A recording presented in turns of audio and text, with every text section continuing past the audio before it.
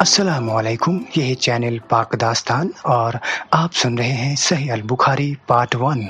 حدیث نمبر 2۔ عائشہ رضی اللہ عنہا سے روایت ہے کہ حریث بن ہشام رضی اللہ عنہ نے رسول صلی اللہ علیہ وسلم سے پوچھا، ہے اللہ کے رسول صلی اللہ علیہ وسلم، آپ پر وحی کیسے آتی ہے؟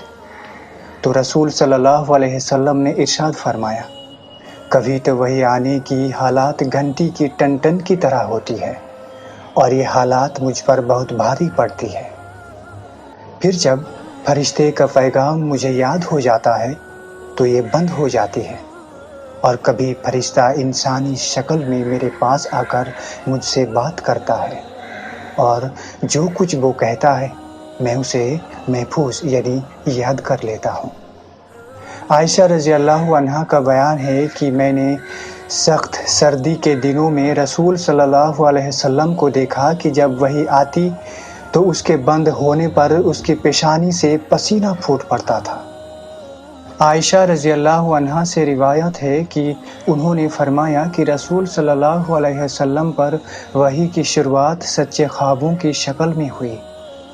آپ جو کچھ خواب میں دیکھتے وہ صبح کی روشنی کی طرح نمودار ہوتا، پھر آپ کو تنہائی پسند ہو گئی، چنانچہ آپ غار حرا میں تنہائی اختیار فرماتے اور کئی رات گھر تشریف لائے بغیر عبادت میں لگے رہتے۔ آپ کھانے پینے کا سامان گھر سے لے جا کر وہاں کچھ روز گزارتے، پھر خدیجہ رضی اللہ عنہا کے پاس آتے اور تقریباً اتنے ہی دنوں کے لیے پھر کچھ کھانے پینے کا سامان لے جاتے۔ ایک روز جب کہ آپ حرا میں تھے، اتنے میں آپ کے پاس حق آ گیا اور ایک فرشتے نے آ کر آپ سے کہا، پڑھو۔ آپ نے فرمایا، میں پڑھا ہوا نہیں ہوں۔ اس پر فرشتے نے مجھے پکڑ کر خوب دبایا، یہاں تک کہ میری طاقت برداشت جواب دینے لگی۔ پھر اس نے مجھے چھوڑ دیا اور کہا، پڑھو۔ پھر میں نے کہا، میں تو پڑھا ہوا نہیں ہوں۔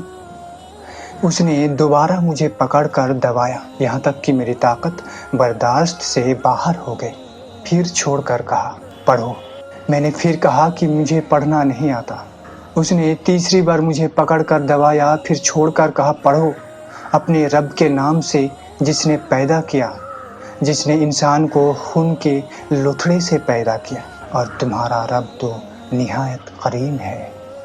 رسول صلی اللہ علیہ وسلم ان آیاتوں کو لے کر واپس آئے اور آپ کا دل دھڑک رہا تھا، چنانچہ آپ اپنی بیوی خدیجہ رضی اللہ عنہا کے پاس تشریف لائے اور فرمایا، مجھے چادر اڑا دو، مجھے چادر اڑا دو۔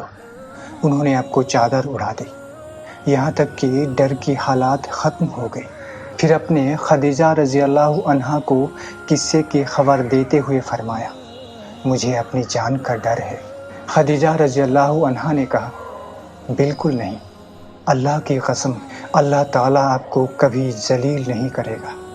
آپ رشتے جوڑتے ہیں، کمزوروں کا بوجھ اٹھاتے ہیں، فقیروں و محتاجوں کو کما کر دیتے ہیں، مہمانوں کی خاطرداری کرتے ہیں اور حق کے سلسلے میں پیش آنے والی تکلیفوں میں مدد کرتے ہیں۔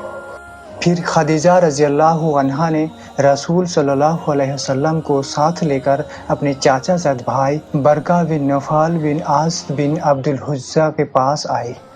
برقہ جہالت کے زمانے میں عیسائی ہو گئے تھے اور عبرانی زبان بھی لکھنا جانتے تھے۔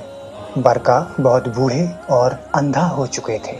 ان سے خدیجہ رضی اللہ عنہا نے کہا، بھائی جان، آپ اپنے بھتیجے کی بات سنیں۔ برقہ نے پوچھا، بھتیجے تم کیا دیکھتے ہو؟ رسول صلی اللہ علیہ وسلم نے جو کچھ دیکھا تھا وہ بیان کر دیا۔ اس پر برقہ نے آپ سے کہا، یہ تو وہی لانے والا فرشتہ ہے جسے اللہ نے موسیٰ علیہ السلام پر نازل فرمایا تھا۔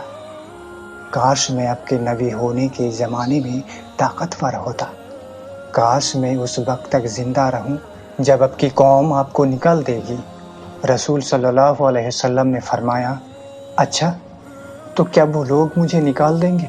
برقہ نے کہا، ہاں، جب بھی کوئی آدمی اس طرح کا پیغام لایا جیسا آپ لائے ہیں تو اس سے ضرور دشمنی کی گئی ہے، اور اگر مجھے آپ کا زمانہ نصیب ہوا تو میں تمہاری بھرپور مدد کروں گا۔ اس کے بعد برکھا جلد ہی مر گئے اور وہی رک گئی۔